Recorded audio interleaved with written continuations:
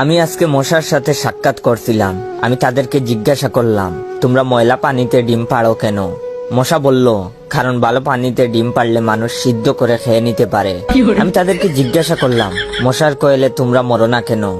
মশা বলল, আমরা যদি মরে যাই তাহলে কোয়েলের ফ্যাক্টরি বন্ধ হয়ে যাবে।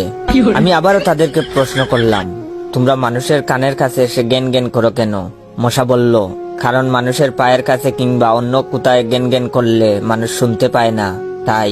আমি তাদেরকে জিজ্ঞাসা করলাম, আমি শুনেছি পুরুষ মশারা নাকি রক্ত খায় না, তাহলে ওরা কি খায়?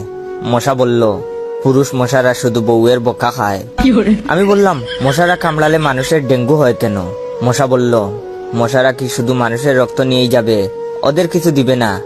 মশারা এত স্বার্থপর নয়, তাই মানুষকে ডেঙ্গু উপহার দিয়ে যায়। মশার সাথে সাক্ষাৎ করার পর আমি মশার উপর রিসার্চ করলাম।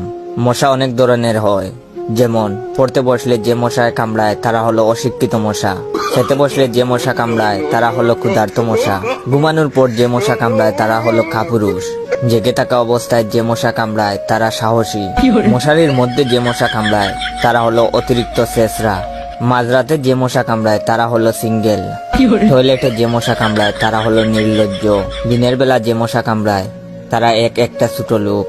আমার এই ভিডিওটা দেখার সময় আপনাদের যেই মশাগুলো কামড়াইতেছে ওইগুলো হলো প্রতিবাদী মশা।